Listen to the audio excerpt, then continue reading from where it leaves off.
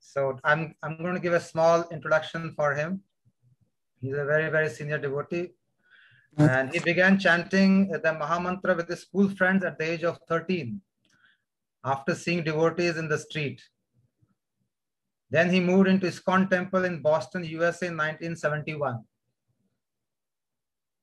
Bhudhara Prabhu, you can unmute yourself. Okay, Prabhu. So he moved into ISKCON Boston in 1971 at the young age of 16 years. And then he received initiation from Srila A.C. Bhaktivedanta Swami Prabhupada in 1973. And in 1976, he had the opportunity to travel to India with Srila Prabhupada. So what experience it must have been, I can imagine, traveling with Srila Prabhupada and also then with Gurudev. Then Prabhuji had first darshan of Srila Gurudev in Mathura in 1989. In 1996, he hosted Srila Gurudev at his home in Bath. Bath is a town near London during Srila Gurudev's first visit to the West. Around that time, he wrote many my heartly blessings, a paper defending Srila Gurudev against the false accusation made by GBC. So as you all know, that time there was some issue going on and Prabhuji had written this paper very boldly protecting Gurudev. And then he went on to serve Srila Gurudev in many ways. Srila Gurudev appointed him as the chairman in many Sangha meetings and instructed Prabhuji to help the devotees with his knowledge of astrology. According to Srila Gurudev's instruction, he created the first pure Bhakti Vaishnava calendar for the Western countries, which we see now very organized in a way and which shows for all the countries depending on the time. And then Bhudhara Prabhu works as a counselor and Vedic astrologer and conducts online workshops on living dharma in daily life. He is currently writing a book on this subject.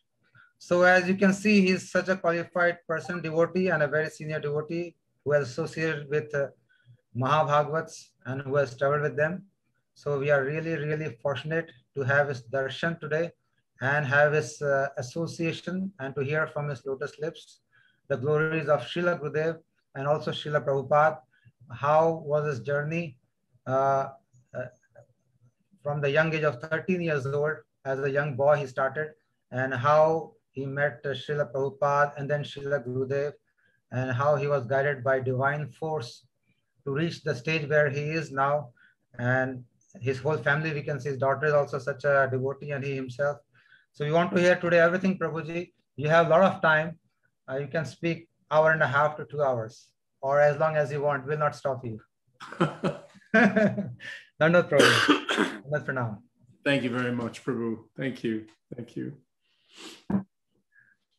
Namo Vishnu Padaya Krishna Pastaya Bhutale Srimati Bhaktivedanta Swami Niti Namane Namaste Saraswati Deve Gaudavani Pacharine Navasesha Sunyavadi Paskatya Desatarine Namo Vishnu Padaya Radhikaya Priyatmane Shri Srima Bhaktivedanta Narayana Namane Gurudeva Gaurachandaya Radhikaya Tadalaye Krishnaya Krishna Bhaktaya Tadbhaktaya Namo Namah Shri Krishna Chaitanya Prabhu Nityananda Shri Advaita Gadadhar Shri Vasudhi Gaura Bhaktavindam Hare Krishna Krishna Krishna Hare Hare Hare Rama Rama Rama Hare Hare Hare Krishna Krishna Krishna Hare Hare Hare Rama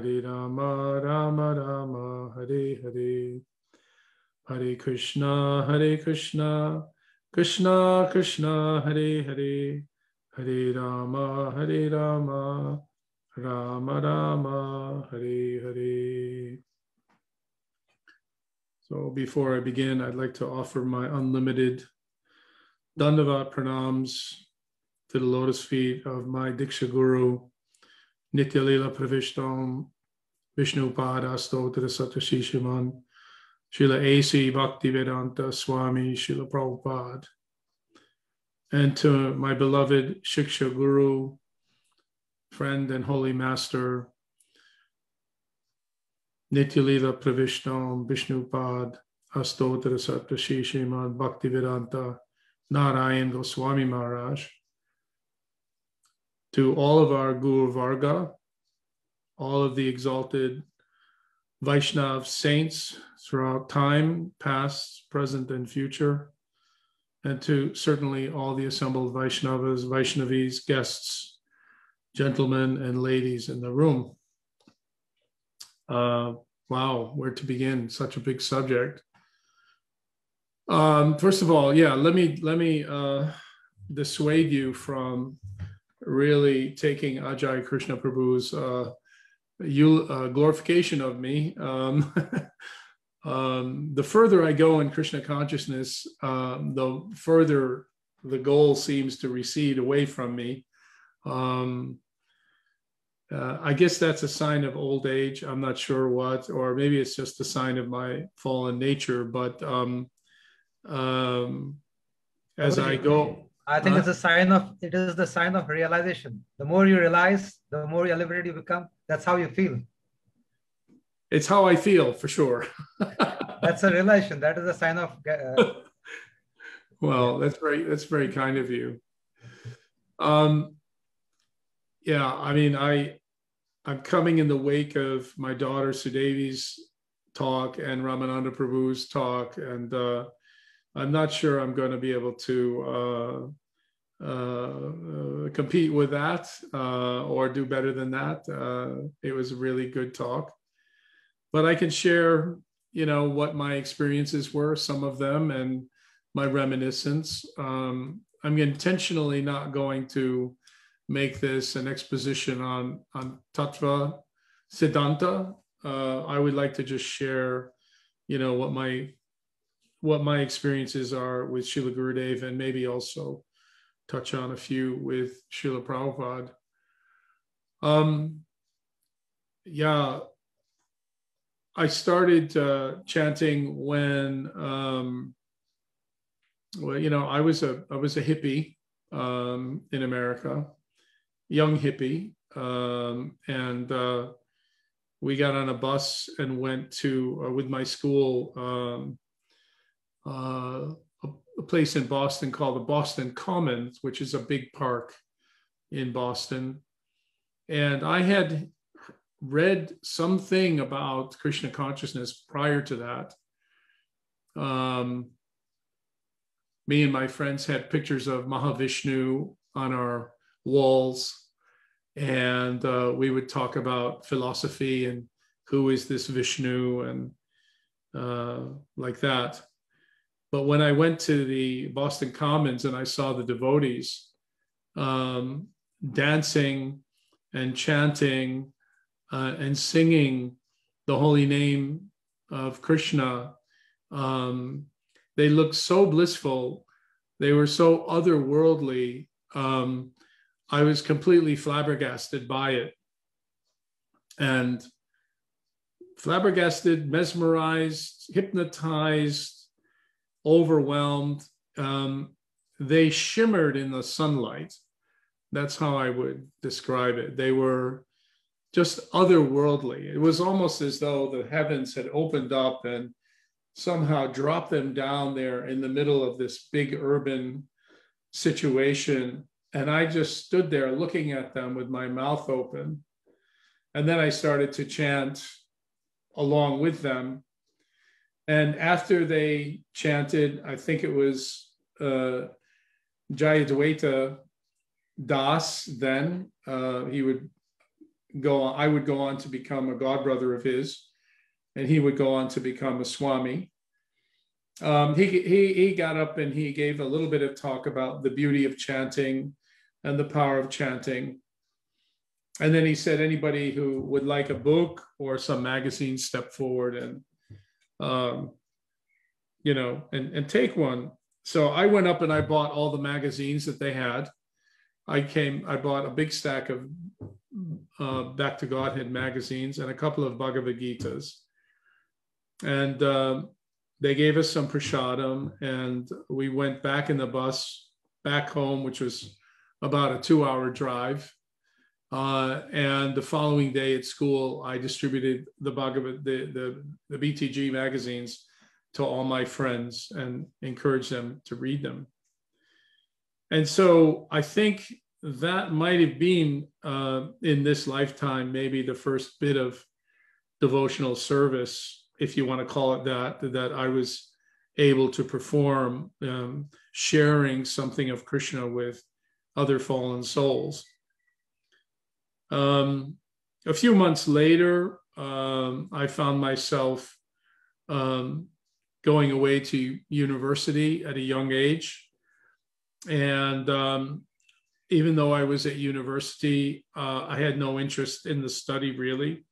I was studying fine art, painting, and that type of thing, to be an artist. And I was really yearning for a connection with Krishna. So one day I went to a friend's room and they were playing a game of darts where you throw a little arrow at the dartboard and see who could win. And, I thought to myself, wow, maybe Krishna will help me win this dartboard game. So in my mind, I started praying to Krishna, show me that you're there. Convince me that you're really there and that I'm doing the right thing by trying to find you. And I was able to throw 3 darts that hit the bullseye.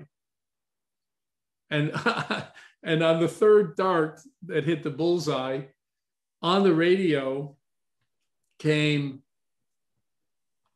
a song, the Govinda song, the Rasamrita song, Govindam Adipurusham Tamaham Bhajami, from the George Harrison album. And it just filled up the room, Govindam Adipurusham Tamaham Bhajami. And I hair stood on my end and I became very excited. And I turned around to my friends and I said, I really need to find out where this Krishna people are. Because I remember seeing them about a year or year and a half prior to that. And my friend said, oh, I know where they are. We go there a lot of times for a free lunch on Sundays, what they call the love feast. So I begged them to take me. And that was a Wednesday evening. And so the following Sunday, we all went. And I had the most amazing experience of being in the temple. The BBT press had just left Boston and moved to New York. And it was a beautiful love feast. There was all kinds of devotees there having prasadam, and I'm trying to remember his name, but I don't think I can remember his name now. A devotee took me into Tulsi Maharani's room. They had a special room dedicated to Tulsi Maharani, and the room was lit up with fluorescent light. And he just preached to me about the purpose of life, the Bhagavad Gita, the necessity of finding the absolute truth, and so on. And I had already read the Bhagavad Gita cover to cover by that time.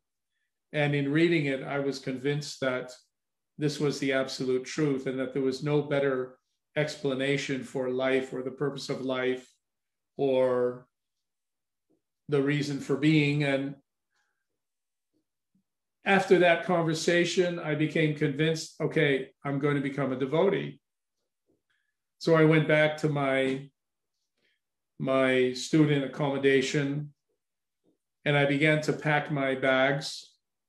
And I told the temple president in leaving the temple that I'm going to come and live here. And he came and picked me up the following Wednesday. So on the Monday, I went to the university and I said, I'm leaving university and I'm going to become a Hare Krishna monk. and they tried to talk me out of it, but I was convinced it was the right thing. I called my family and I told them the same thing. I said, don't bother. I'm just going to become a Hare Krishna monk. I'm renouncing the world. Thanks for everything. I'll see you later. And the following Wednesday, I was picked up and brought to the temple, and I shaved up. And of course, the first thing that they did was make you wash pots. So there I found myself washing pots in the back room, asking myself, did I do the right thing? And I thought, okay, I'm dressed like a Hare Krishna. I look like a Hare Krishna. I might as well stick it out and see what it's really all about. And that's how I started in my relationship with Krishna consciousness and Srila Prabhupada. It was about, it was a good 3.5, maybe 4 years before I actually met Srila Prabhupada. Even though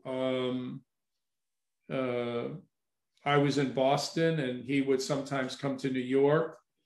Back then, the way the devotees did things was that we were a monastic order. We were a spiritual order. And what that meant was that you did what you were told. You didn't act independently, and you submitted yourself to the authority of the temple president and what we call the Mutt commander, the temple commander. And so even though Prabhupada would come to New York any number of times, we were told to stay there, to stay in Boston, and to do our seva, because that was the most important thing. That's what would please Srila Prabhupada the most. So for, like I say, about 3 years, you know, I would go out on Harinam Sankirtan in the morning, and we would chant all day on the street. And then in the evening, we would take a big sack of Bhagavad Gitas and go knocking on people's doors, trying to sell them Bhagavad Gitas. And that's the life I led. And eventually, we introduced something called traveling Sankirtan. So we bought a bunch of vans and we all piled in a van and we drove around the country, going from place to place, selling books in supermarkets and shopping centers and downtown high street locations, eventually in airports. And so, you know, the only relationship I had with Prabhupada in terms of a direct, any kind of connection at all, was I received initiation from him at a distance. And it was really my service. And it was really hearing regularly Harikatha from Prabhupada. We had lectures and we read his books and we lived like a monk, as you do. So I would many times, you know, going out on Sankirtan in America as a young man was not an easy thing to do. There were many, many challenges to it. Sometimes we would end up in jail. Sometimes we would get chased by people who wanted to beat us up. Sometimes the police would go after us, and so many other adventures that we had. But, and the days were long. We used to live in the vans, and in the dead of cold, in the middle of winter, we would pull up alongside the highway where they had hand pumps, like they do in India, to pump the water. They had those in America. And even though it was snow everywhere, like 3 or 4 feet of snow, freezing cold, we would get out of the van in our gamsha and go under the faucet and have the water pumped on us, which I can tell you is quite an experience.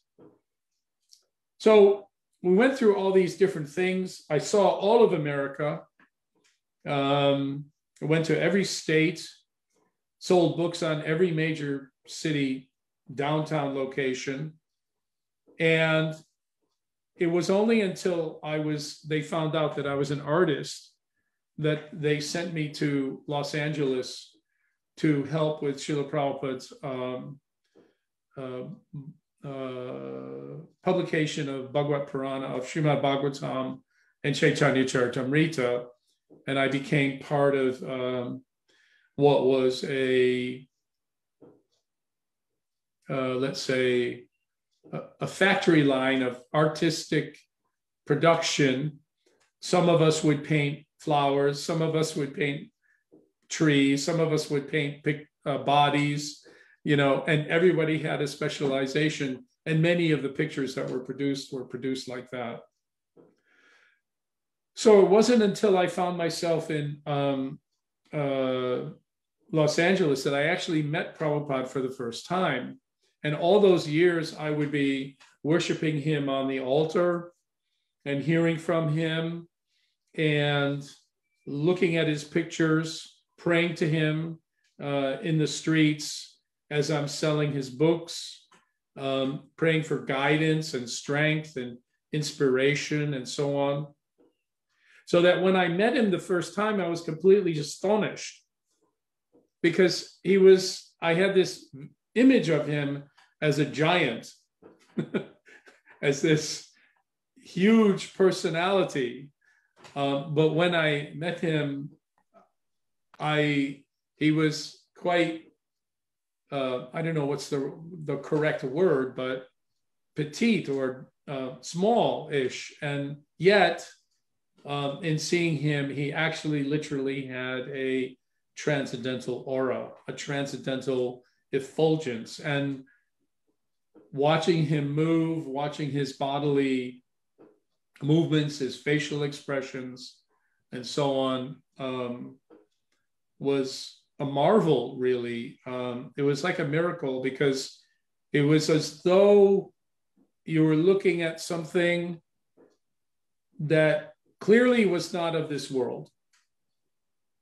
Everything around him was of this world, but he was floating through the world, and his presence would light up everybody and everything. So from that time, I got to travel with Srila Prabhupada. I went with him and the other devotees to India. We traveled around Orissa.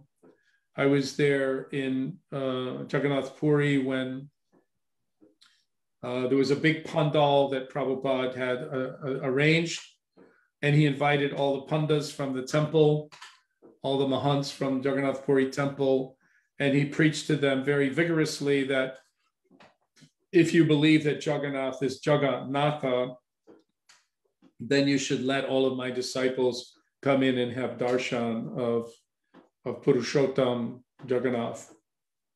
So, and we went to different places, and then we went, of course, to Mayapur.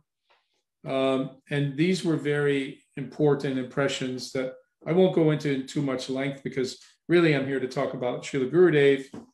But I want to give you just a little bit of background, because it wasn't long after that, a couple of years after that, that Srila Prabhupada departed from this world, apparently departed from this world. And that then put ISKCON into some period of change. And it was a difficult time, and a number of mistakes were made. And after some time, I started helping the devotees by counseling them with astrology and meeting many devotees and working with them.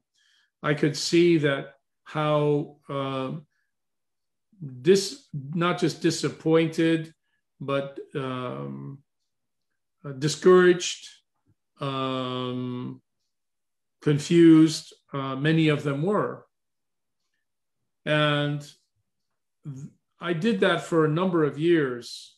And actually by, let's say, the middle 90s, I had maybe consulted 700 or 800 devotees' charts in that way.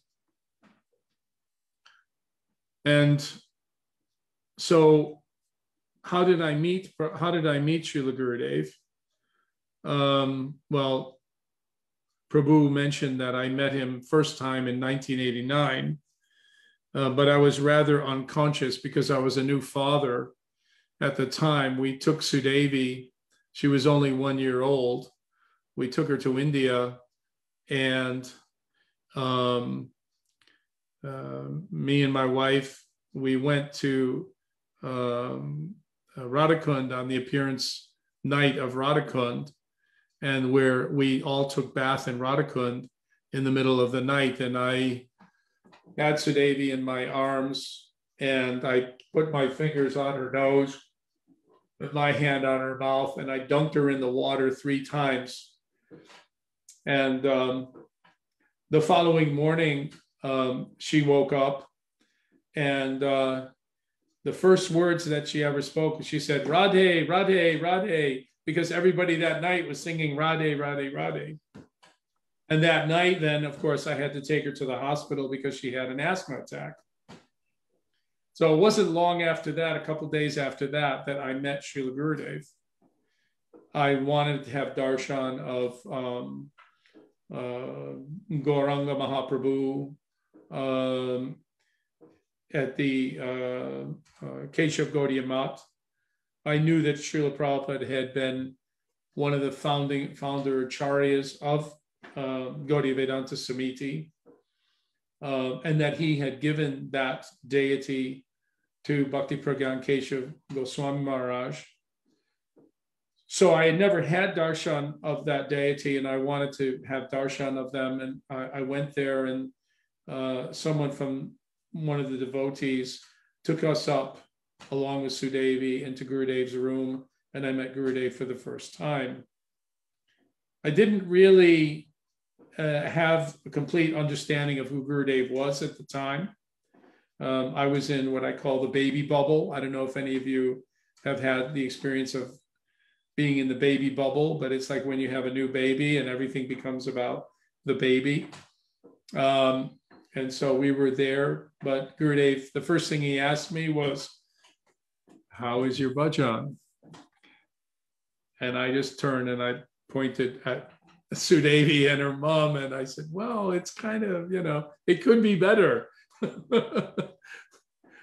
And that was the first time. And, it was, in a way, I think, quite fated for me, because later on, after some years of working with the devotees and trying to serve them and help them get on a good way, many of them ended up leaving the formal position of temple life, and without any training or any education, had to find their way in the world and find jobs and things like that. That's what happened in the West.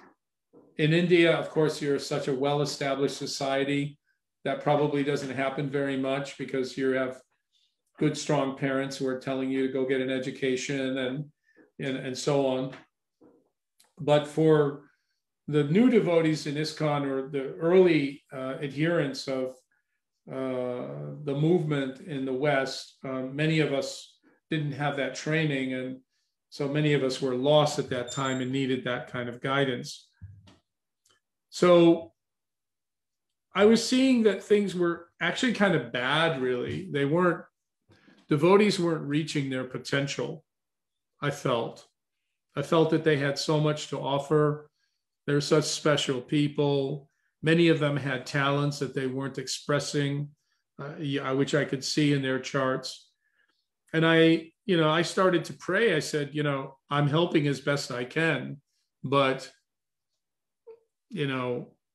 what can I do, really? All I can do is encourage and guide a little bit, but they need something better. So one day, I got a call from my old friend, Brajanath.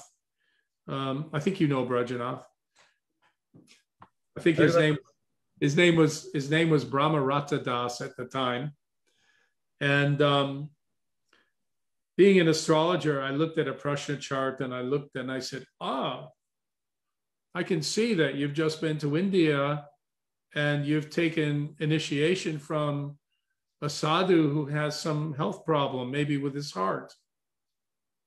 And he was a little bit surprised and said, don't tell anybody, because he was the temple president of the temple in Amsterdam at the time.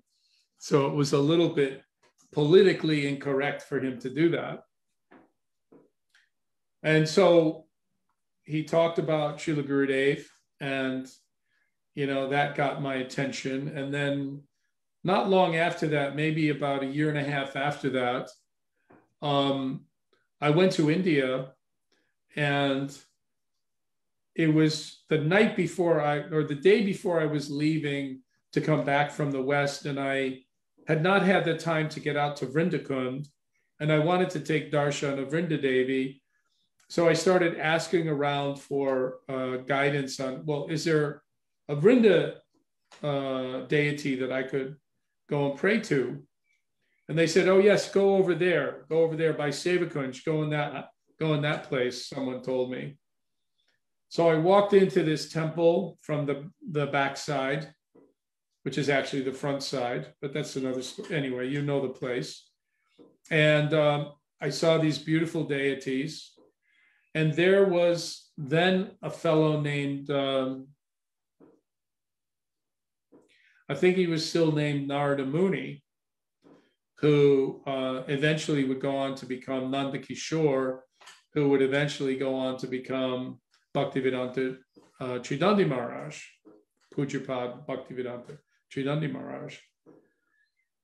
And so I saw him and we knew each other. And I said, wow, you're here. And he said, yeah. And I said, so whose place is this? And he says, oh, it's Narayan Maharaj's place.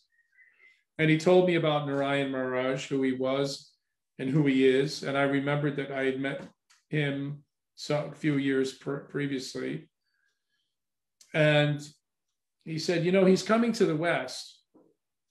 So maybe, you'd like to connect with him if he comes to the West. And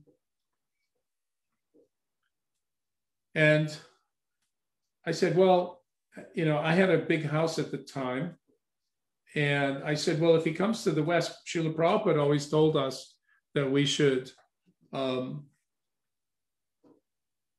welcome sadhus into our home and look after sadhus and provide all of their needs that they have and listen to their Harikatha. So I gave Maharaj my business card and didn't really think anything of it until about, maybe it was 2 or 3 months later, I got an email from Maharaj, who was maybe at that time Nanda Kishore, perhaps. And he said, are you still willing to host him? So I got very eager and I said, oh, yes. That's great, And then I went and told my wife, and my wife being more sensible than I am, I don't know if any of you other married couples find this, but it always seems the women have really all the real brains in the family. But that's true for everyone, I think. That's what I thought too. I'm just checking. I don't want to feel alone here. Yeah, no. That's how it is. It's universal. It's universal, yeah. So she said, well, is that really a good idea? And I said, why do you think? He says, well, how do you know who he really is? And she didn't connect that the sadhu that Maharaj was talking about was the sadhu that she had met in Mathura Mat some years prior. So she said, you should get his astrological chart. And if he's okay, then he can come. So I wrote back to Maharaj and I said, can I have his astrological details? So then Madhav Maharaj wrote me back with Gurudev's astrological details, and I made the chart, and I was kind of blown away by the chart. I sat down and wrote about 12 or 14 pages of confidential interpretation of his chart. And I showed it to my wife, and she said, okay, he can come. Because among the number of things that I said was that he would come to the West, he would become the next Acharya, he would be recognized as such, he would teach, he would unpack or reveal knowledge about Srila Prabhupada's books and knowledge about the Gaudiya Vaishnavism that we had never really even understood. That he would travel, that he would write many books, that he would have many disciples, and so on. And I wrote about all these different qualities that he had, that he has. Prabhuji, can we get access to that paper you wrote? I think Vaijanti Mala has a copy of it, maybe. Okay. I had a copy of it. I think it's been misplaced, and every time I've changed my computers, I might be able to find it. If I do, I can share it with you. Anyway, so I became really convinced, and I wrote Maharaj back, Tridandi Maharaj back, and I said, yes, please come and bring him. And I knew at that time that he was going to travel the world and heal all the devotees and inspire the devotees and bring new life into their devotional practices and reaffirm their commitment to bhakti and encourage their strength in their relationship with Srila Prabhupada. And, you know, let's say get everything back on track. That's how I looked at it. So when Maharaj, I'm telling this story because it's a little bit folklore in a way now. I'm a little bit part of the story, but I'm really just, it's my experience. So I told you I was going to speak from my experience. I don't mean to be sounding so much that it's about me, but when Gurudev came, and I saw him for the first time in Radlett. I went up, they had him in what's called a council flat here, which is a rather simple government-owned apartment complex. It was a rather ramshackle, run-down kind of place. You had to walk through a lot of rubbish and a lot of, you know, as I remember it, going up rickety stairs, and it was a really poor place to be.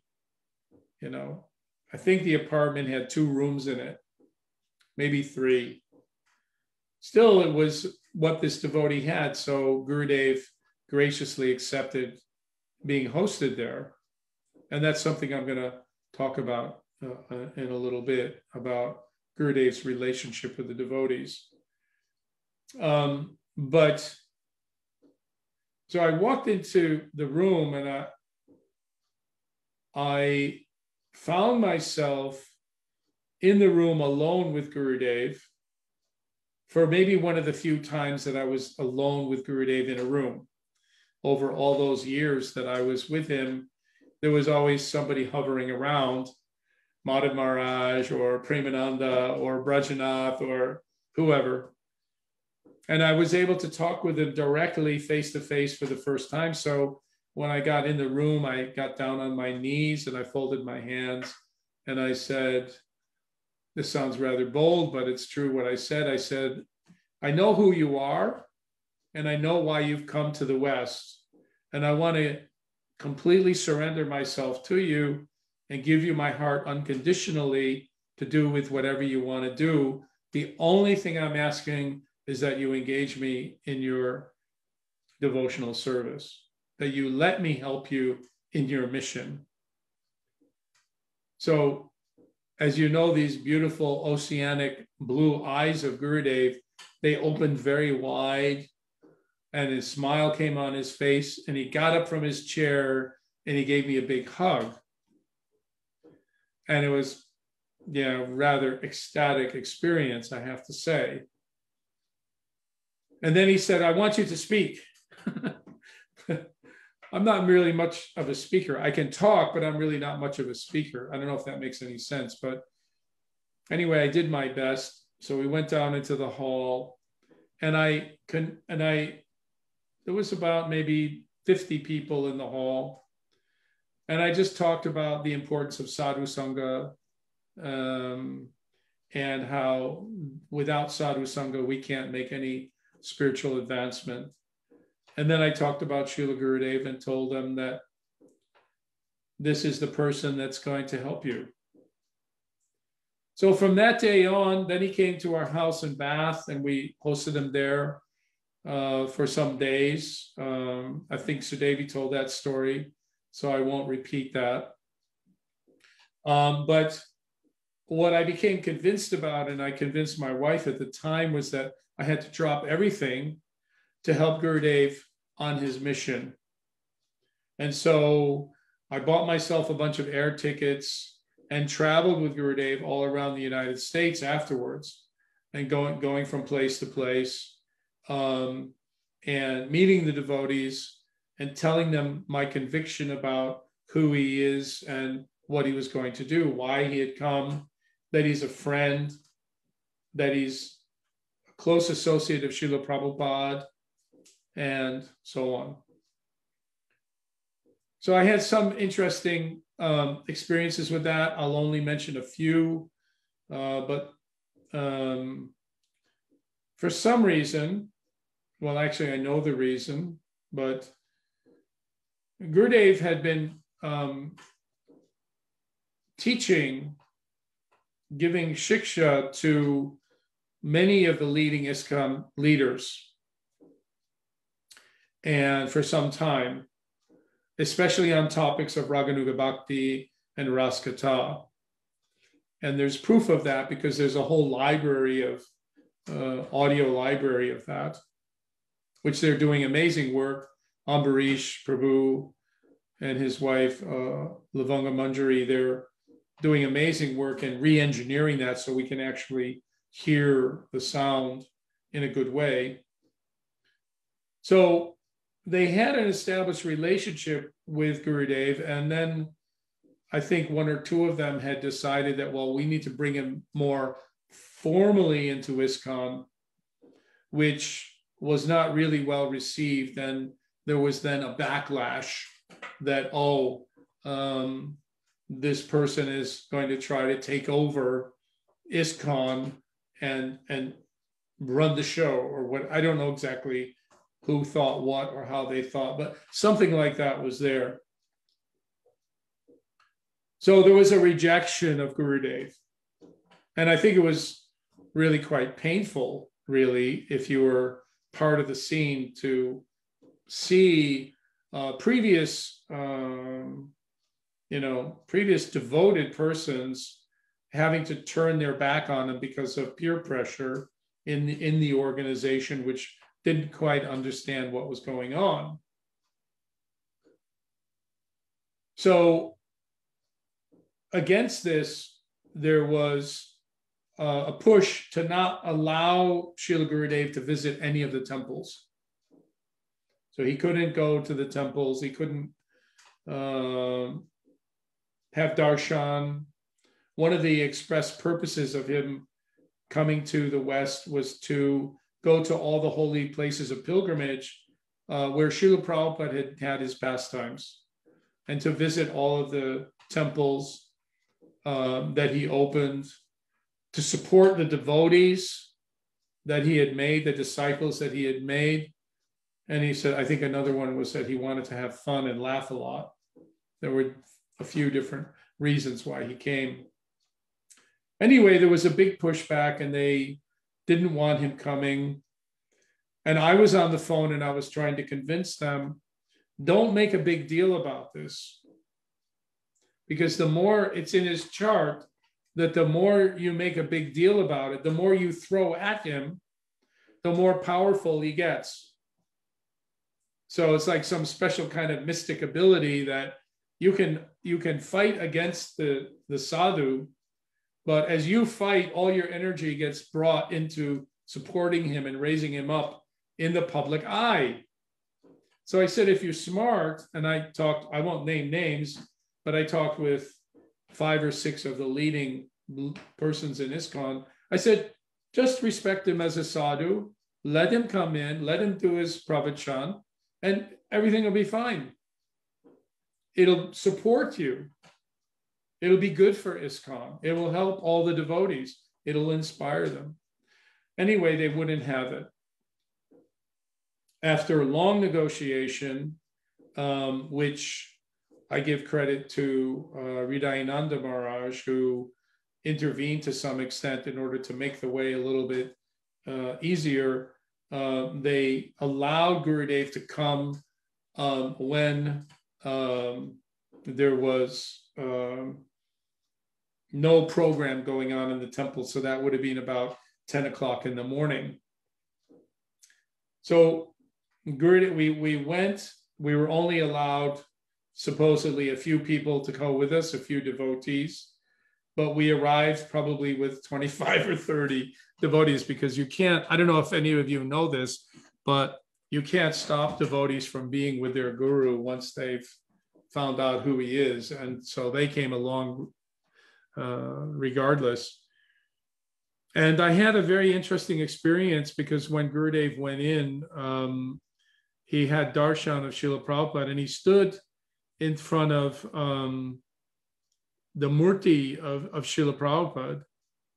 And I had a lasting impression of having a spurti of Srila Prabhupada, not as the Murti, but as Prabhupada, sitting there on the Vyasasana and greeting him. Of course, I had Darshan of Prabhupada sitting in that Vyasasana many, many times while I was living in Los Angeles. So perhaps it was just some kind of, mental aberration. But in my mind, it was a spiritual confirmation that, that Gurudev was here to do Prabhupada's work. So anyway, he had darshan of the deities. We had darshan of Srila Prabhupada's rooms. We then went to Venice Beach, where Srila Prabhupada walked every day, and we walked on Venice Beach. And we continued and traveled all around the United States. We went to Badger, and we had what we then would eventually call the first Badger Festival. I think there were a good 250 or 300 devotees that attended, some of whom were skeptical in the beginning, but there's something that would always happen with Gurudev. You could walk in as being a skeptic, but you would always walk out with tears in your eyes. And that's because he would steal your heart. He would just kind of reach in, take your heart, put it in his pocket, and that was it. You were sold lock, stock, and barrel. And that was a beautiful experience. We went to Houston. We went to Sharanagati in British Columbia, Kitanagari, New York City, and so on. And so that was the first tour.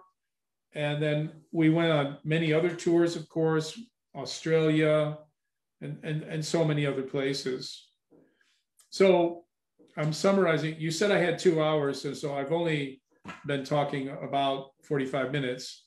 So I'm just getting warmed up here. Normally I don't talk this much, but I'm going to make an exception today. So, the main role for me was to be a mediator and to try to bring people together, to try to encourage everybody that, we are one Chaitanya family. And when we left Los Angeles, the GBC wrote, I don't know if it's even fair to say it was the GBC. It might have been just a couple of people in the GBC, but anyway, I guess it got the stamp of approval. They wrote a long paper criticizing Gurudev as being a sahajya, and all so many different kinds of painful things to read. And somehow or another, it fell on me to pick up the paper and to write a response. So it took me about 4 months to write that paper. And in the process of writing that paper, I interviewed Gurudev, and I would read to Gurudev the claims that they would make against him and write down what his answers were. And then I used those answers to inform the paper. And that became Hartley Blessings, because that was one conversation I had with him in an airplane, kind of a small airplane, one of these propeller airplanes. I think we were going from, I don't know, maybe we were going from Vancouver into British Columbia further, or we were going from San Francisco to Vancouver. I can't remember. Rajanath is really good with all these things, so you can always check with him. He knows, he has all of it in his database, which is in his head.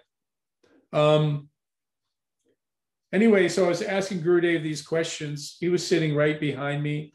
I was sitting in front of him. So I was able to just kind of turn around and kneel on the chair and read the questions to him. And I said, you know, I'm really sorry, Gurudev, that I have to read all these things and say all these things to you, because I know in my heart of hearts that they couldn't be more wrong. And Gurudev said, I said, you know, what do you think about it, or how do you feel about it? And he said, I don't mind at all. He said, I see them just as like my little babies. And so like when you're holding a baby, sometimes the baby will urinate on you or pass stool on you, but you don't mind because you love the baby so much that you'll put up with anything for out of love for the baby. So, I mean, that was a really important conversation for me, because I had always understood that about Gurudev, even though I didn't really know, in many ways, I didn't have a great deal of experience with him up until that point. But I always knew that he was an enlightened being. I always knew that he was a realized master. And how he talked and how he was unfazed by it, and the transcendental approach that he took to everything that he encountered all the way along in all of our journeys and all of our experience. And there were other more challenging experiences, I can promise you. He remained unflappable. He remained completely Dhira, really completely transcendental. And that was important for me, because it really kind of gave me a lot of faith and further conviction to just get behind him and support him whenever and wherever I could. So we wrote the Hartley Blessings paper. Eventually it was published. After writing it, I said, well, I'm not going to write anything more again, because after writing this, if they don't respond in a positive way, there's nothing I'm going to be able to do about it. So I set my mind to serving Gurudev in the best way that I could. And being an astrologer and a counselor, I was lucky to meet interesting and good quality people in my life. And through that work, I was able to introduce a number of people to Srila Gurudev, who would then go on to become disciples, and in some cases, prominent disciples who were very influential in supporting him in his mission.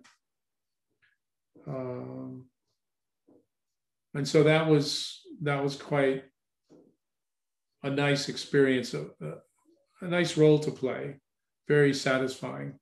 I've always enjoyed bringing people to Krishna consciousness, to introducing them to sadhus and devotees. And just a couple of other reminiscences, and then we can open it up to discussion. One time in Mathura, I was sitting in Gurudev's room with him, and I think Madhav Maharaj was there. Brajanath Prabhu might have been there. But somehow they let me use his bathroom. And so when I went into the bathroom, I saw his chappals, his wooden bathing shoes, sitting underneath the faucet where he would take his bath. And I came back out, and very spontaneously, I said to Gurudev, I said, "Can I have your shoes?" That's quite a bold thing to do, I guess, but he gave them to me. He said, "But you have to replace them with exactly the same thing." So I went about organizing to have a carpenter in Vrindavan make him the same shoes so that I could take his old shoes and give him his new ones. Maybe I can run and get those shoes later, and I'll show them to you later. So that's it, and that started something of a fad, because then everyone started asking Gurudev for shoes, and there was one point I think that some devotees, some enterprising devotee thought, "Oh well, we need money for building Navadvip Mandir," so they started having shoes available for people to give some dakshin for in order to get. So another pastime that I can think of that's just, again, a simple reminiscence, but I remember the day that we all went, about maybe 10 or 12 of us with Srila Gurudev to, oh, there they are. They've just magically appeared. Yeah, so nice. Yeah. I can see Gurudev's feet on this. I can imagine how he would keep his feet on the, yeah. Beautiful.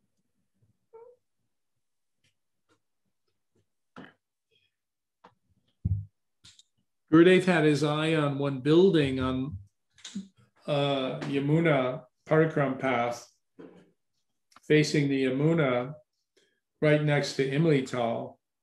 And at the time, the building was just run down, completely run down. It was a ruin, actually, pretty much. So he took Gopinath Prabhu, Brajanath, Madhav Maharaj, myself, and a few others. And we went and inspected the building. And he liked it a lot because it had this old style Brijbasi, architecture, redstone architecture. And so we kind of rummaged around in the rubble, and we came out, and Gurudev then said to Gopinath Prabhu, "I want it." And Gopinath Prabhu, being a man of great intelligence and means and amazing creative and architectural abilities, put his mind to acquiring the property. And I don't know what it's like now, but back then, which would be how many years ago now? I can't even think. But it was no small feat for a Western person to buy property in Vrindavan. There was many forces arrayed against that. But because Gurudev had given him that instruction and that blessing, he was able to do it, and he transformed it into the jewel that is now Gopinath Bhavan. So that's a major, major achievement. It's a special gift by Gurudev, but it's also a major achievement by Gopinath Prabhu, who's a very, very special Vaishnava whose disappearance day is actually not too far from now in July on Rath Yatra. Actually, that's his disappearance day. So, those are some of the many experiences that I've had. There's so many. There's one where I won't name names and I won't even mention places, but we went on one trip. There were many devotees traveling with Gurudev, and one person hosted Gurudev, but found hosting the devotees to be something of a burden. And it can be, if anybody's done it. It takes a lot of effort. You have to have a lot of patience sometimes. And he came into Gurudev's room when all the devotees were there, and he said, "I want all the devotees to leave."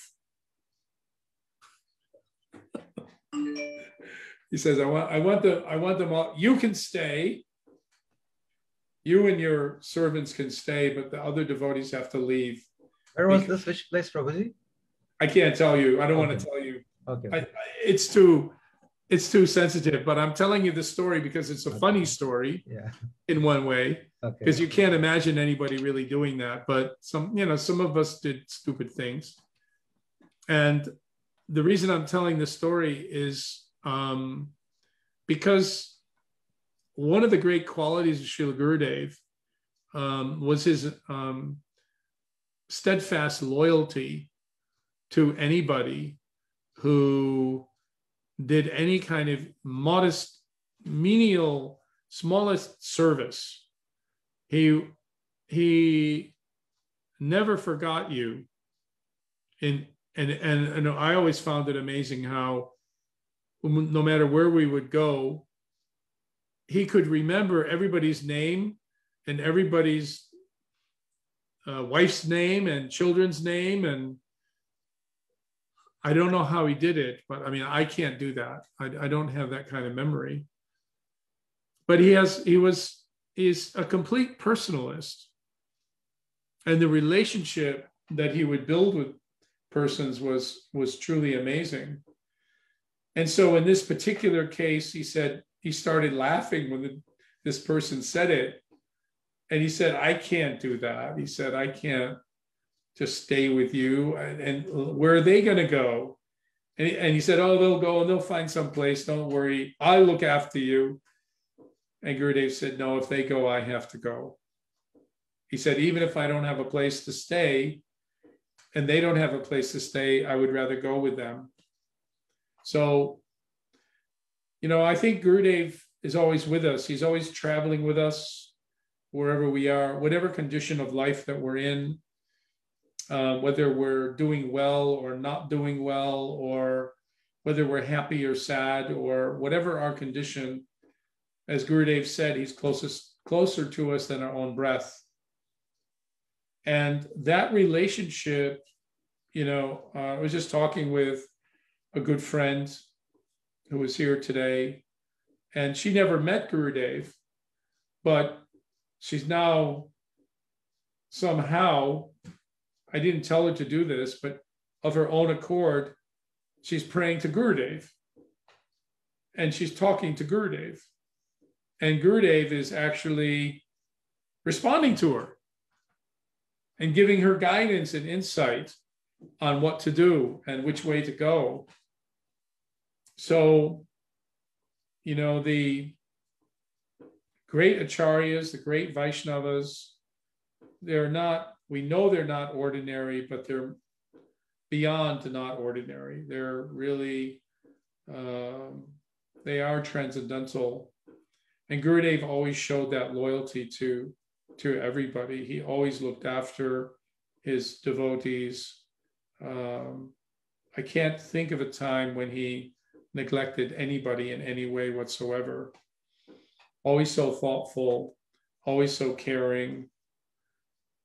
Everybody, every devotee that I ever met thought that they had the best, most intimate relationship with Gurudev more than anybody else.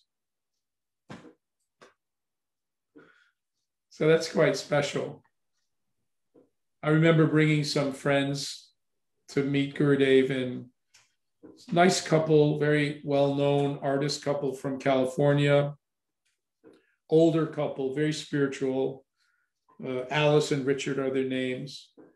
And I brought them into Gurudev's room in the Badger house. And they sat in front of Gurudev. And without missing a beat, Gurudev said, "You know you're both going to die soon." That was the opening line of his conversation with them. And because they're spiritual people, they said, "Yes, Gurudev, we know that we're going to die soon." And so he said, "So what are you doing to prepare?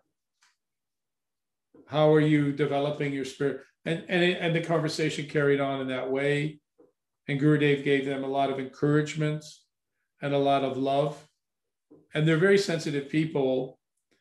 But they told me afterwards that they left the room and they went away a little bit off the property, and they found some grass, and they laid down in the grass, and remembering Gurudev, they cried all afternoon.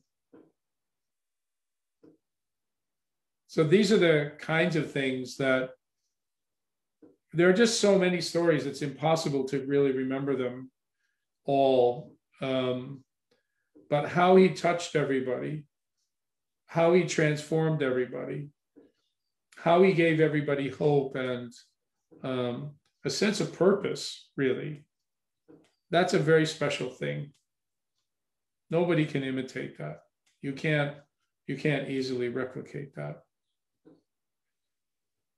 So anyway, that's my little, there's so much more I could say, but maybe you could pull more out of me. I don't know. Yes. But thank you so much, Prabhuji. It was really so nice listening to your experiences. I have few questions, and then we'll ask other listeners who wants to ask questions. First thing I want to know, you said there were a lot of art specialists with Swami Prabhupada. So yeah. what was your specialization? You were into like what kind of work? Well, I did two things. One was I did a lot of Sankirtan, and I helped to organize the Sankirtan there in Los Angeles and the airports and that kind of thing.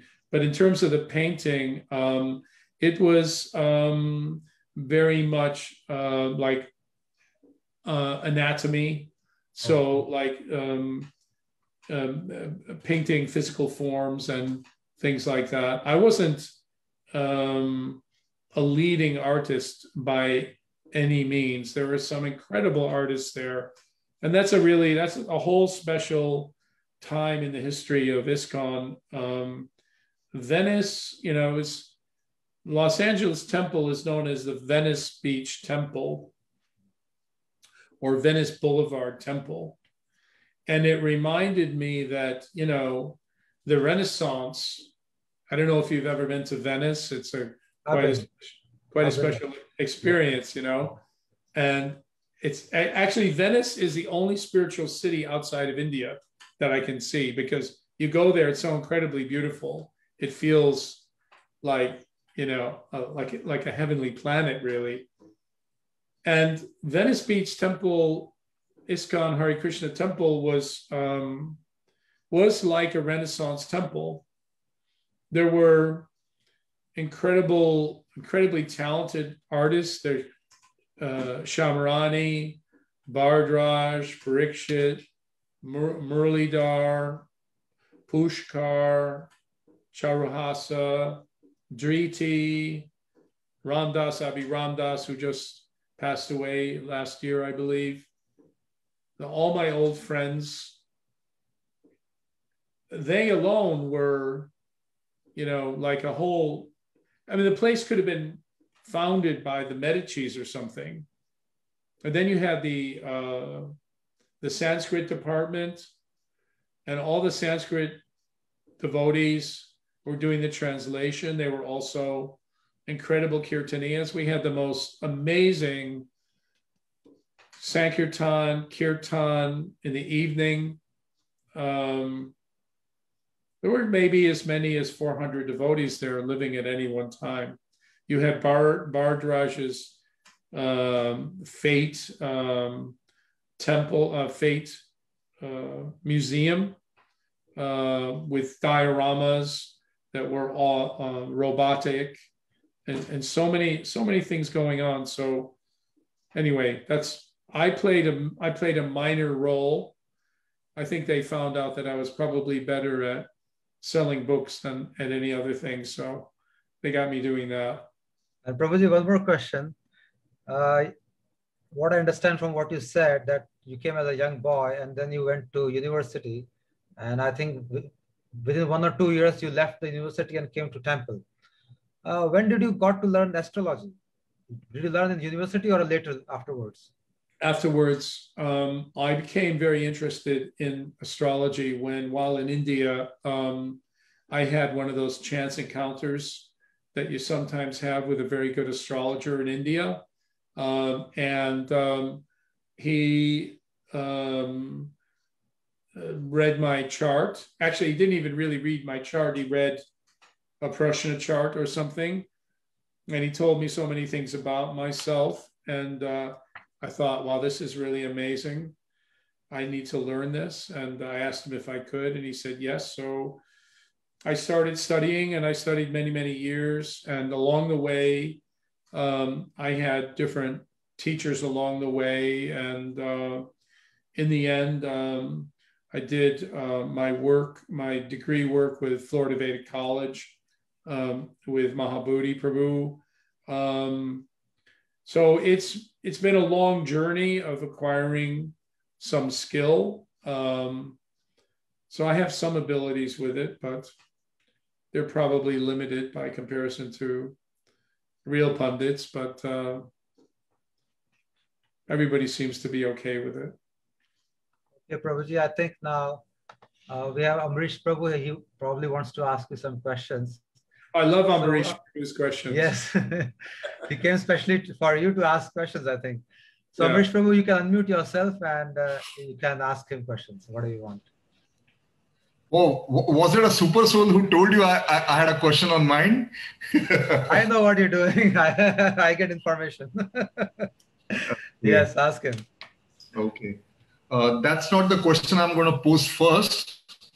I have two questions in mind for Bhudhara Prabhu.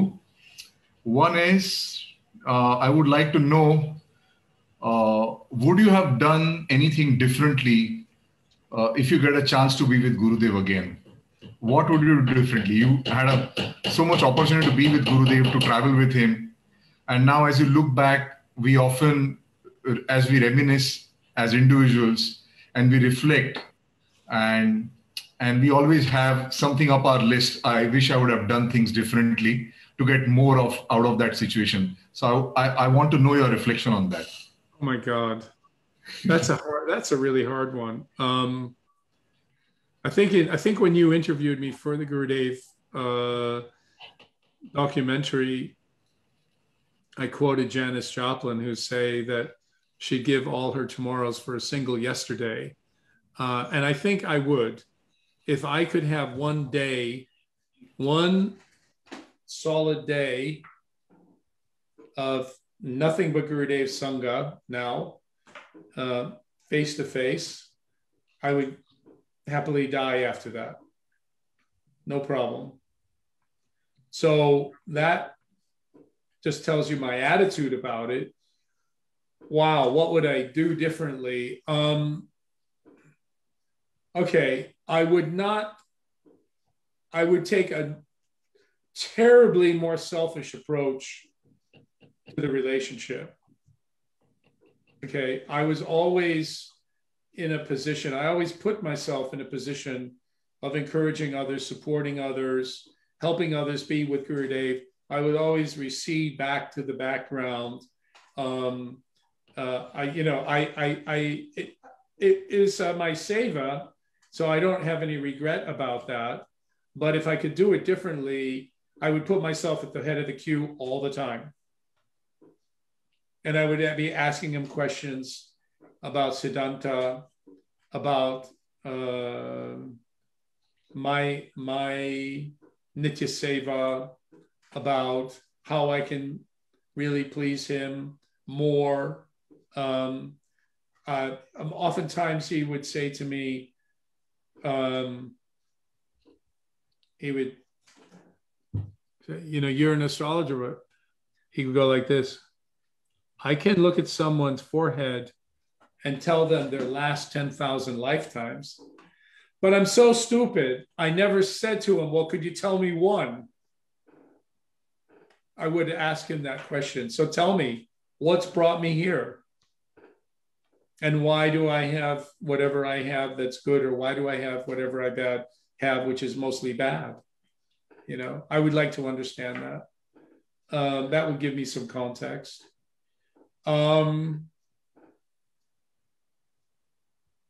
It's easy to look, you know, hindsight's 2020. It's easy to look back on it and go, well, there's a part of me that would really maybe in some ways live it completely differently. But then I would have to be who I am now, not the person I was back then. So if you said to me, I could be the person I am now back then, I don't know if I'm making sense, right?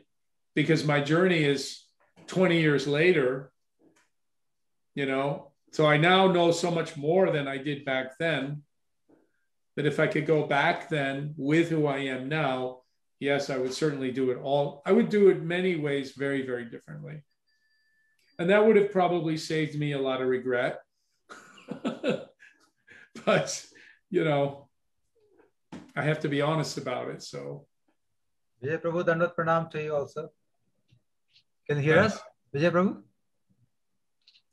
You can unmute yourself, yes. Nice to see you here again. Okay, Prabhuji, you can ask your next question. Dandavat Pranam, Shri Bhudhara Prabhuji. I'm not sure if you know me much. I remember you, and I certainly remember your happy face. Oh, definitely. Thank you Prabhuji, he's the one who started this program in 11th December last year, and we're following his footsteps and doing this program in his able guidance. So because of him, we are listening to so many Vaishnavas today. Yes. I mean, it's been a pleasure listening to you speak so nicely about Shri Gurudev and the way you met him, and especially Brajanath Prabhu, you know, inspiring you and bringing you and things like that. But I wish we could hear you more from you. But I would like to take a little break from this, and I would like to ask you like one, you know, important question.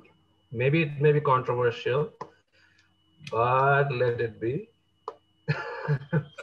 So the first thing is, because you were a very good, you know, astrologer.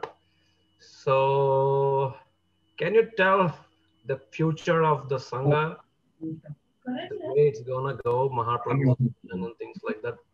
Yeah, I can. Oh, you want me to tell you? Yeah, sure.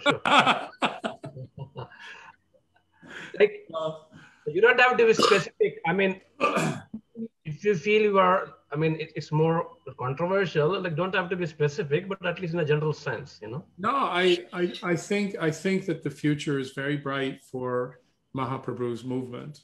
Okay. I think that we have, over the many decades since Srila Prabhupada came to the West, we now have older generations of devotees who have gained significant experience about Siddhanta, about practice, about sadhu sangha, about practical life experience, and so on.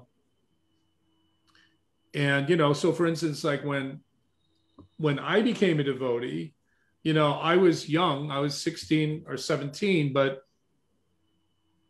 you know, the elders other than Srila Prabhupada were only 24 or 25. You know, there was nobody in the movement that was over 30, I think. Maybe one or two. But we didn't really know what we were doing. So I think because of that lack of experience, and certainly post Prabhupada's departure, things fell into some disarray. Having said that, so many good things still go on. But I think that the future of Mahaprabhu's movement is to once and for all overcome sectarian separatism. I see that there's the opportunity for real unity of purpose in promoting the holy name far and wide in the world. I see the holy name becoming recognized as a healing force in the world, that, as Srila Prabhupada wrote or said on some morning walks in Venice Beach when I was there with him, he said, this movement will go down in history as saving man at his darkest hour. So, you know, the world's looking somewhat dark now. And I think that, you know, what will come to pass is that the predictions of Bhaktivinoda Thakur, that Gaudiya Vaishnavism will establish a universal umbrella under which all denominations, under which all faiths can find some reconciliation in seeing the common things that bring us together. I think that will certainly happen. I think that we're just starting now. We're just getting going. I see it happening now more and more. Younger persons, younger devotees, they're having a very broad-minded approach to this. Many of the younger devotees are highly educated now. They have a way of understanding how to operate in the world. So I think it's nothing but a positive future. That doesn't mean it's an easy future, but it's a positive future. That's my second question, actually. Like the predictions that you have made about the future, especially the next 5-10 years, the way it's going to be difficult, and the bhakti. What was that? Ambarish Prabhu? Dharam Yug. Bhakti Yug. That you were talking about to Ambarish Prabhu, that was very, curious. I mean, interesting. I would like to, we will all like to know about it. The Bhakti Yoga or something like that, that you have predicted very nicely. And along with it, like, can you tell about... My connection is... Okay, that's fine. Along with it, can you also tell about, like, in particular, about Gurudev's Sangha too? Well, I think that, different persons have used different terminologies for where we're at. The Bhakti Yuga, I've heard Gora Yuga, I've heard even persons use Prem Yuga. Yeah. And we know that Gurudev is Prayojan Acharya. All right. I mean, he has established now conclusively once and for all, what is our real goal? This is really, I'll give you a simple example. When I was a brand new devotee as a brahmachari, trying to control my senses as a 17-year-old, and we're not supposed to look at women, I would only look at Krishna on the altar. I wouldn't look at Radharani. I would only look at Krishna. Now when I see the deities, all I look at is Radharani. I don't look at Krishna so much. I'm kind of making a joke, but the point is that Gurudev has established the Prayojan very clearly. This is Mahaprabhu's special gift. Unnat Ujvala Swabhakti Shriyam, right? You know, what are we doing here? What are we after? What is the goal? So I think that that is going to become more and more understood, better articulated for Western minds. People are going to start to really understand the incredible beauty, the great spiritual aesthetic of bhakti.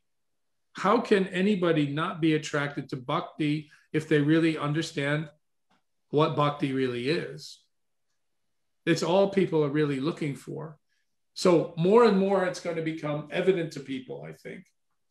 And that's through things like this, formats like this, Yasodanandan's Zoomatron, what he's doing, what Ambarish Prabhu and Lavanga Manjari are doing with Gurudev's documentary.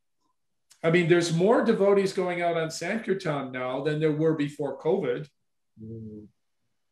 And now today it's been announced that there's a big push for, the day of, what was it called? World Sankirtan Day. 108 locations around the world getting out on the street on Rath Yatra. So how is that not all coming together? We need to, I think, move out of the conditioned way of looking at things as institutional kind of thinking. We need to go to the transcendental, mystical way of understanding things. Vishwa Vaishnav Raj Sabha, what Bhaktisiddhanta Saraswati Thakur Maharaj is talking about. This current of Mahaprabhu is flowing from our little tiny perspectives of this is my mat, or this is my organization, or this is my this, or this is not, this is part of it, but it's not the whole thing. And if we can stand back and look at it in the bigger picture, I think we can start to be very inspired. That's really true. I mean, that's really true. That's what I try to mean, like the way the Sangha and the way the preaching, I mean, that's really true. The Zoom has changed the way we look at things and how we all like get together and break all our, institutional attitude and things like that. Ambarish Prabhu, do you have? Let me make one point clear though. I'm not against institutions, and I think every institution has its essential purpose. Every institution has a special role to play, and it doesn't mean that in cooperating that one institution has to be subordinated to another. That's only institutional thinking. But from the mystic plane of really understanding Mahaprabhu's Gaura Yuga, okay, it's all part of that unity and diversity. We want the diversity of individual institutions, but we want the unity of common interest. And that common interest is serving Mahaprabhu and bringing the holy name out to the world as far and wide as we can. Prabhu? Yes. I would like to add something to what question Vijay Krishna Prabhu posed. It's got to do with the conversation that we had a week back, myself and Vijay Krishna Prabhu. And I was sort of putting into perspective our conversation a few months back about how you see this coming decade unfolding and what challenges it will pose. And it may call for us as individuals or as congregation to react to many challenges.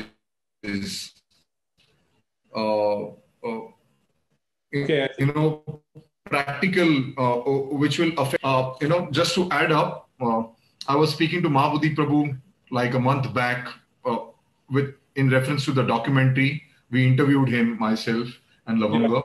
Yeah. At that time, he mentioned that Srila Prabhupada personally told him that you will see that in your lifetime, this currency, the paper currency, will be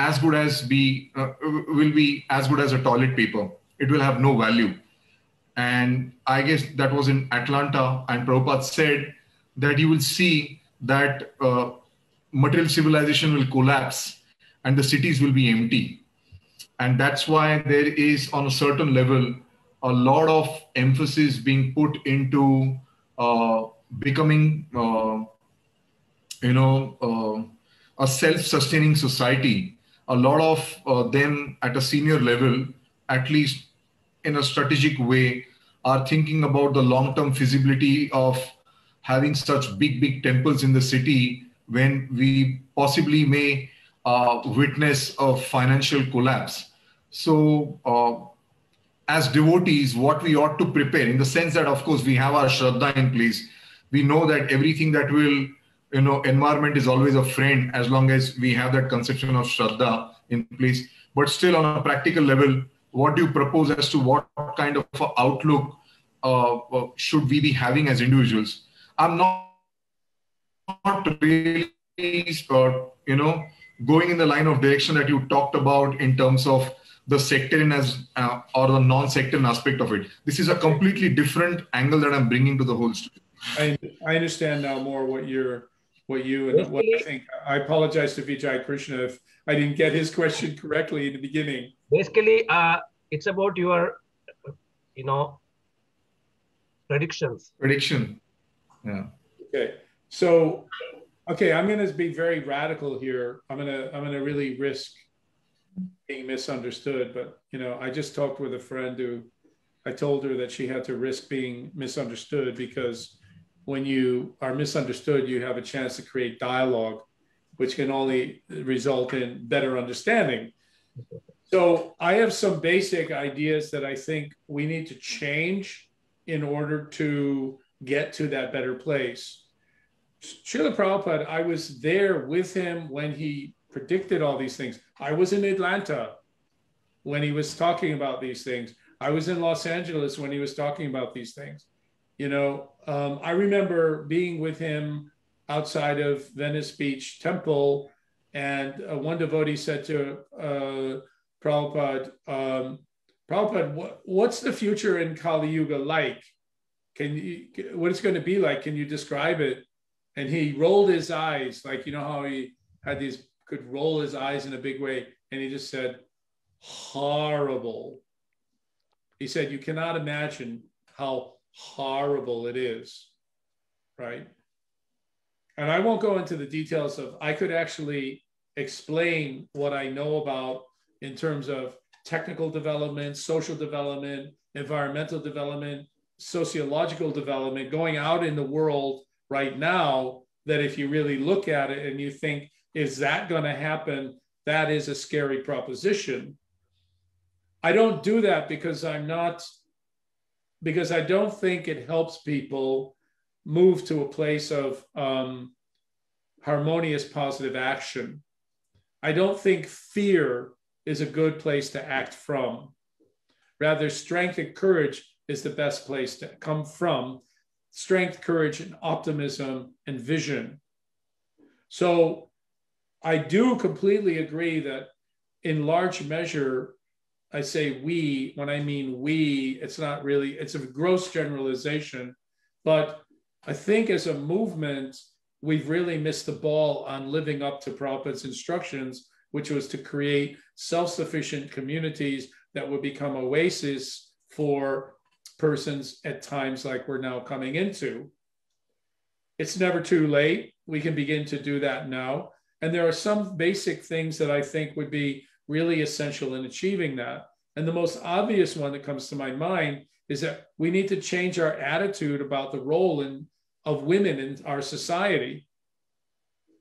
We need to start to understand that the development of a society always centers around the mother. So when the mother is looked after, all of society is taken care of. Why? Because then the progeny that comes is loved and positive, and they feel strong in themselves, and they can do things and rise to any challenge that might come their way. So, and I saw Gurudev do this a lot in his Sangha. He really encouraged the ascendancy of women in his Sangha. He went out of his way to validate women and their role in our Sangha. In many ways, much of the great forward-thinking things that are being done in our Sangha are actually being done by the women. I mean, I kind of hinted at that earlier, that without my wife, I would really be lost. But, you know, I know that you feel the same way, Ambarish. So, you know, we all have to recognize that once we do that, and once we're really working together, we can begin a cooperation of saying, well, how can we address the problems ahead? Does it mean buying land where people can go to? I mean, I feel in a way that we're a little bit late for that, because does anybody really know how to grow a potato? You know, it's not so easy to grow a potato. So I think that, you know, some effort can be made to work in that direction. Mahabodhi Prabhu is right in making that quote. I know that he's been advocating alternative centers of rural development, like he's now at New Vrindavan. I don't know if I have the answer to it. I have the vision for the challenges ahead. I don't think the years ahead are very easy for anybody. You know, we are looking probably at 6 or 10 years of real challenge. Right now, we're lucky to have the internet to bring us together. That may not always be there. So we have to anticipate that as well. So perhaps it is good to learn how to grow a potato. A little, you know, buy some land and grow some food. And make sure your Thakurji is well fed. So that's going to be so much devastation and destruction, basically. I think in pockets there may be like that. You know, if Mahabodhi's depiction is correct, as he reports Srila Prabhupada, that, you know, paper money will vanish. I mean, we're already seeing that. The fiat of paper money is becoming less and less important. Here in the UK, you know, they don't want people paying with money. They want people paying with cards, right? So, you know, all of that is kind of already underway. Emptying the cities, of course, it's already happening. There's an exodus from London. I mean, not entirely, but many, you know, property prices in London are going down because people are moving out of the city. They want to get out of the city. They don't want to be in the city. They previously had to work in the city. So these kind of shifts are already happening, and they will probably continue to happen.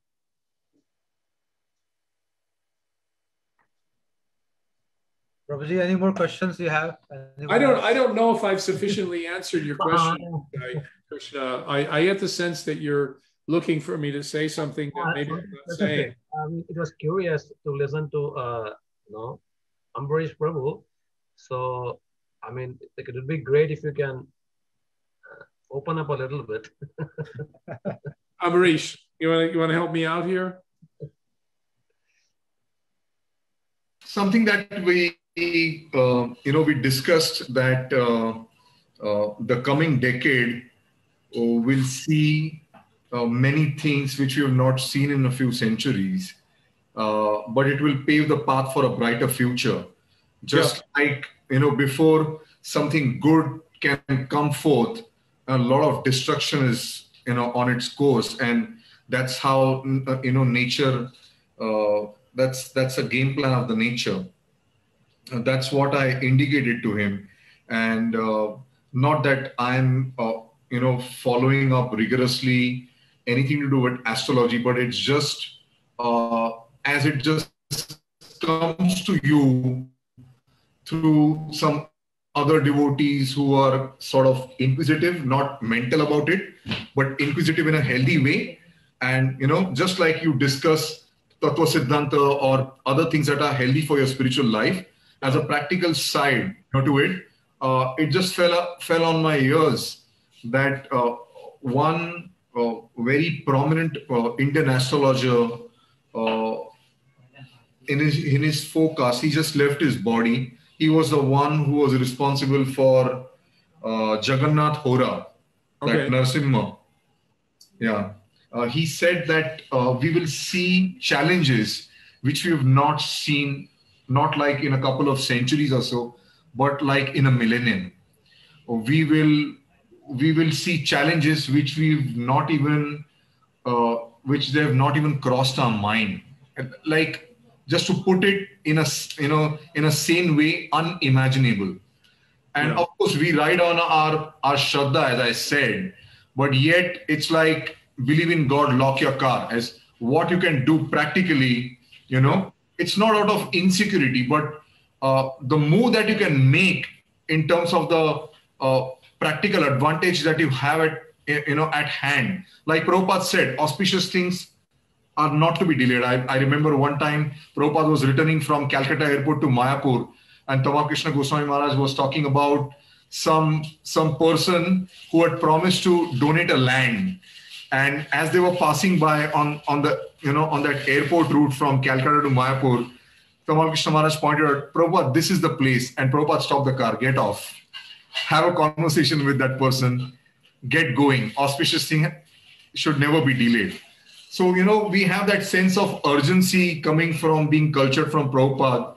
When we ought to act in, like you said, that we have already lost a bit of time. So just through that perspective, I was exchanging with Vijay Krishna Prabhu the other day. Yeah, well, I think the problem is I'm becoming an old man, and I don't have the stamina to be the leaders of the next wave of new development. I think that it is a good idea to be very mindful of these things, and to prepare and to create alternatives. But that is not a small undertaking. So, for instance, I mentioned the need to put women in the center of a viable social structure. Another thing to put in the center of the viable social structure is, how do we cooperate in love and trust? I mean, that's an important thing. How do we really build fraternal relations where in times of strife, we can really know we can count on each other? So this kind of dialogue has to go on. I think another thing that is really good to prepare is to be really good in your sadhana, and to be really focused on Nam Bhajan and getting it out there into the world. Because if there's anything that's going to stop anything, it's pure Nam. Is the world going to go through a tremendous change? Most likely, yes. Yeah. But like you said, this fellow from Jagannath Hora, how do you anticipate what is going to be when it's going to be something that you've never experienced? So the real answer to this, in my opinion, is building an internal strength, building an internal consciousness, and building really solid relationships amongst each other. If out of that, you have some really bright things that come along, and say, hey, I just found, 1,500 acres, and let's get going and let's start learning how to plant potatoes. I can't bend over very well anymore, but I can hold the bag, you know, I'll be there, you know. So I think that it's a mixture of things. And I think that I've experienced this also amongst the devotee community. You know, in the 80s, all there was talk of war. The Third World War, it's going to happen. You know, Cold War going on, blah, blah, blah. So there's a kind of there's a problem with the thinking. We need to really be positive and sure-footed, I think, in what we're doing, and not be back-footed coming from a place of fear. And my last comment on it will be, I always say that for someone somewhere today is the apocalypse. That's the nature of the world that we're living in. I mean, look at what poor India is having to put up with now. I mean, that's like really, really serious stuff. It gets your attention. And I think that there is a need for having a response, but it needs to be coordinated, well thought out, sattvic, and shastrically supported. Am I being ambivalent? A little bit? Yeah. I think, Prabhuji, we should wrap it up. Yeah, I mean, you have been very positive. And the positive thing is, like, we were all just only, you know, curious enough, that's all. Nothing too much into it. Just when I heard these things, we were just like, you know, a little bit curious enough. And we thought you are like an expert in this, so you may. Well, the most revered Indian astrologer of the 20th century is Venkata Raman, B.V. Raman, Bhakti Venkata Raman. Will COVID go? No, it will not go. COVID's here to stay. Will they be able to manage it somewhat? Perhaps. Prabhuji, I think no astrologer had forecasted COVID. I don't see anybody saying that COVID will come. No. I think it caught everybody off guard. Yes. Yeah. I mean, hindsight's 2020. Looking at the charts, you can look now and say, oh yeah, well, when K2, before K2 went into Scorpio, yeah, we could see that COVID was there in the chart, but you know, astrologers are also cursed by Parvati not to always get it right.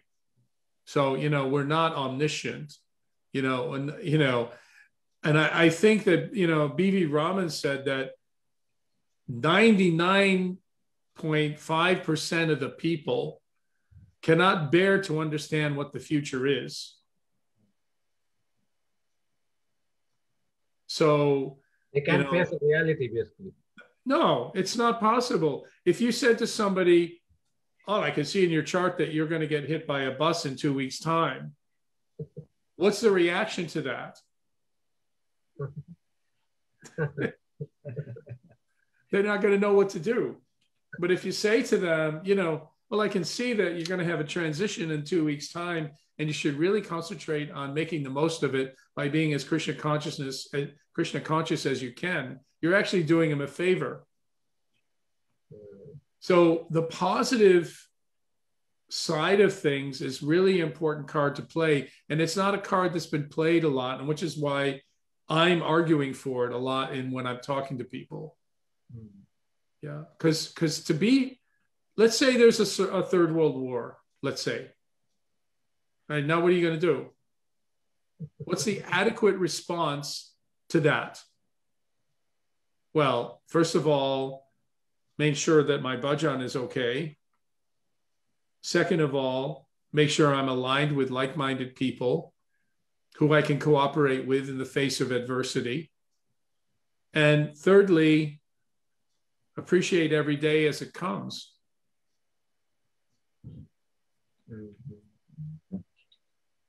I think that is a very sound piece of advice you gave.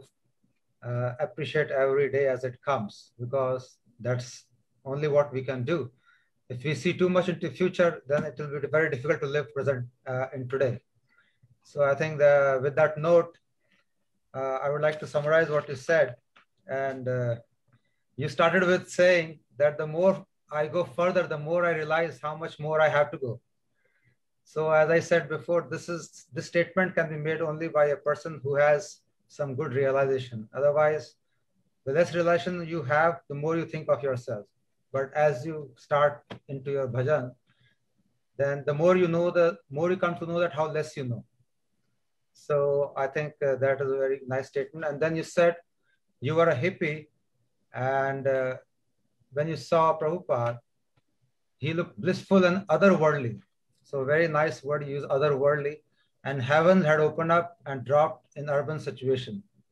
So that's how Mahabhagavats are situated. And they will always be there on earth. That's what they say. Earth will never be bereft of Mahabhagavats. And in any circumstances like what we are discussing just now, we will always have a person who is a Mahabhagavat and who is protecting all of us. So very nicely you put that thing about Prabhupada. And you talked about your fine art painting, which we already talked about. And then first test you took off about the dart game. That was very interesting, that how Krishna responded to your question. Immediately you shot 3 bullseye, and then you had the Govindam Adi Purusham playing at the same time. So that was, I think it's a very mystical experience, which sort of accelerated you in this process of bhajan. And like Krishna pulled you with your hand. Whatever desire you have in your heart, he immediately fulfilled it within a second, and immediately you are there, you just came to the mud. Then you talked about living in vans, and you had a pretty, I would say, adventurous life, and you were looking out for Guru, and you're looking out for how to be happy. That's what hippies were. Gurudev used to say, hippies were all made happy by Prabhupada. So, and then you talked about the presence of Prabhupada.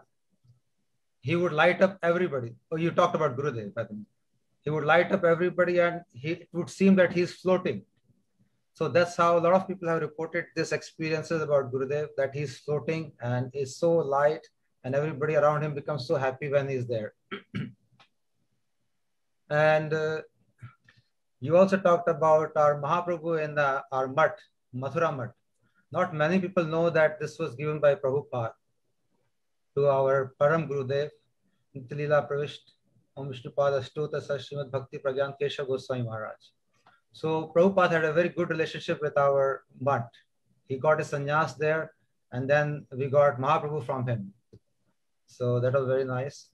And you talked about the why Gurudev went to West, to bring new life and to bring people back on track, which he actually did very successfully, I would say. He brought everybody new life and enthused everyone, and he brought everybody back on track. We see a lot of people coming back to Bhakti because of his presence in West. And then you talked about, oh, that was so beautiful, when you were alone with Gurudev, and you said, only thing I want is to let me help you in your mission. What a wonderful statement you made, Prabhuji. It is so inspiring. I mean, if somebody can make that statement, I can understand how much it will please Gurudev. And you said that he gave you a big hug. I mean, I must say you are really a lucky person to get a hug from your Gurudev. I mean, not many people have that fortune. If we can touch his feet, we feel so fortunate. But you are the one who has had his hug. I mean, it's amazing. I must offer your Dandavat Pranams, because you are like, you have his heart touching to yours. It is such a big thing. And then you talked about Gurudev not allowed to enter ISKCON. That was really unfortunate. But I think it increased Gurudev's, preaching around the world. And he got into so much enthusiasm himself. Now I will, because initially what I heard, Gurudev was not very much inclined to travel so far and, reach so much. But when he heard all this opposition, he became like a lion. And he said, now I'm going to show everybody what a parampara is. So, which is really actually, I think it's a good arrangement by the Supreme Lord. And then you talked how Gurudev used to talk about one Chaitanya family.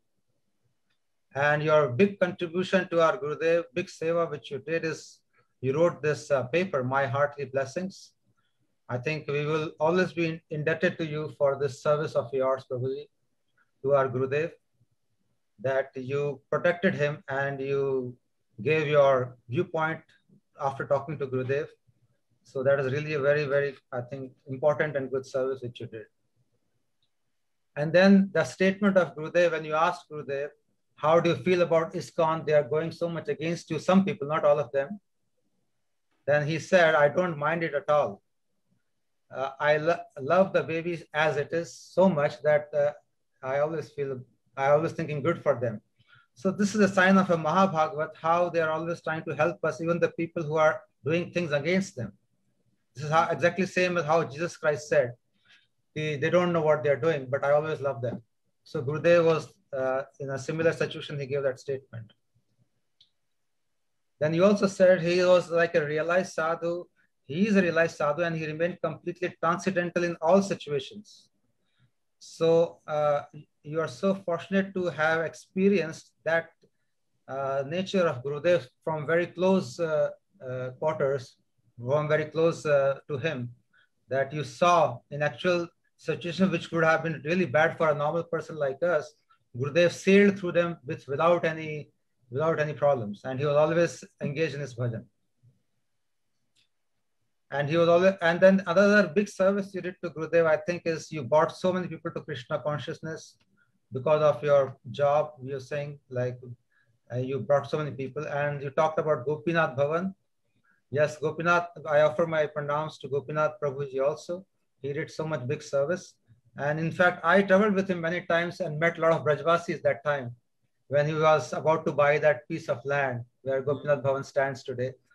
So I really have a lot of respect for Gopinath Prabhu. He did such a hard work to please our Gurudev. And the thing which touched most my heart is you said about the loyalty of Gurudev.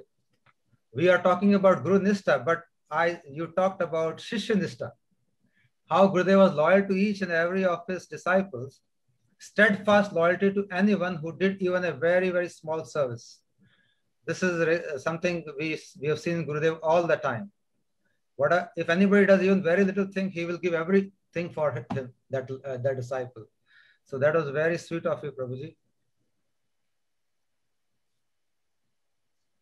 And you also talked about people who never met Gurudev, but they are talking to him now. And they are even getting their answers from Gurudev. They are getting direct guidance from him. So this is how a transcendental personality is. I know so many people. In fact, my daughter, she's doing the same thing. She don't remember meeting Gurudev, but she's getting all the guidance from her even today. So this is really very, very nice. And a few more points. And another very important thing you said is Gurudev gave us hope and sense of purpose. Yes, this is really, really important. A lot of people have talked about this. He gave us hope. He gave us sense of purpose. Radha Dasyam, he gave this word to even a small boy who came in contact with him. So we have a lot of hope that, yes, we will surely achieve this someday. And then at the end, you talked about sectarian separatism, which we discussed at length at the end of the program. And then we talked about Bhakti Yug, Gaur Yug, or Prem Yug. Yes, we really hope it comes. And we are anticipating, actually our focus should be on this rather than on what will happen otherwise. We should focus on Bhakti Yug, Gaur Yug, and Prem Yug, and we should start working. And I think work has already started. Like we are working tonight, I think it is a work towards the Prem Yug, Gaur Yug only. You come from such a far land and you're talking to us for hours. So I think the work has already started and we will surely get it. Let the world go where it is going. That is the nature of material world. But people who are associated with Mahabhagavats, they will have no problems, I think. I don't see any problem with people who are associated with Guru and Guru Varga. And they will very merrily, happily, dancingly enter into this Bhakti Yug, Gaur Yug, and Prem Yug. That's what I believe. And you talked of harmonious, positive action. That was such a nice thing. Instead of acting from a position of fear and what will happen, to act from a position of harmonious, positive action. Like right now, we all devotees are, I think none of us are any fearful or anything. We are acting from a position of harmonious, positive action. We all are sitting at our homes and doing our sadhana.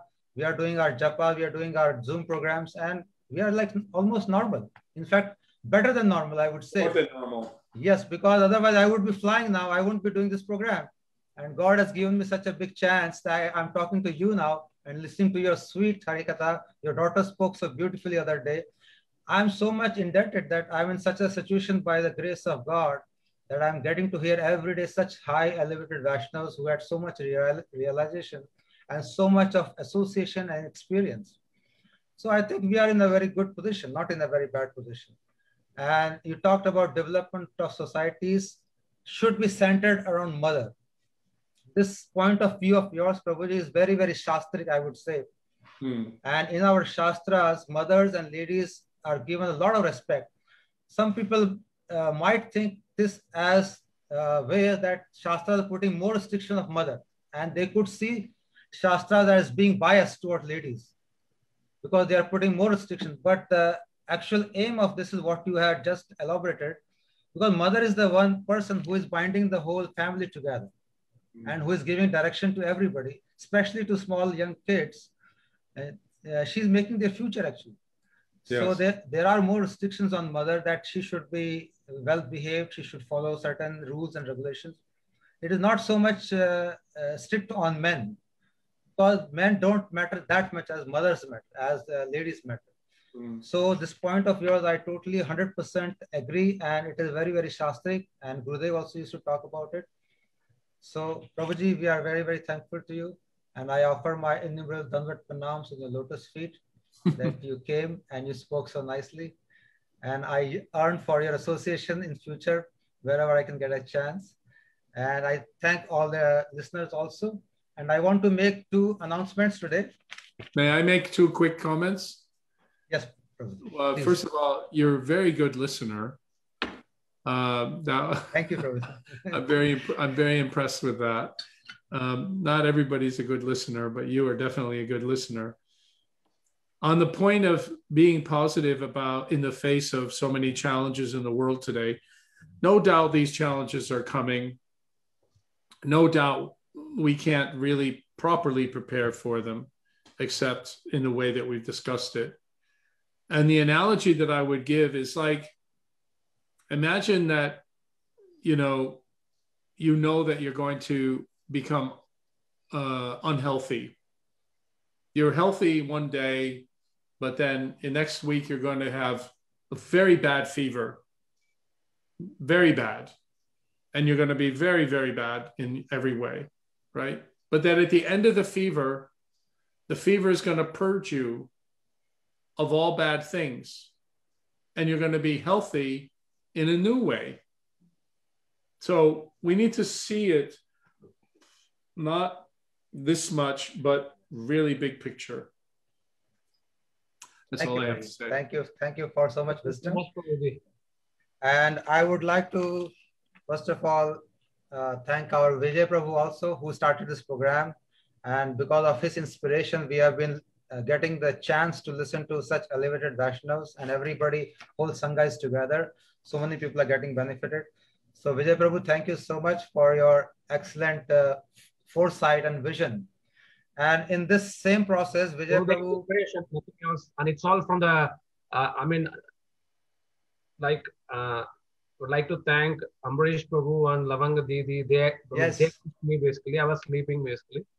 Yes, Ambarish Prabhu, Lavang Didi are doing wonderful service to our Sangha.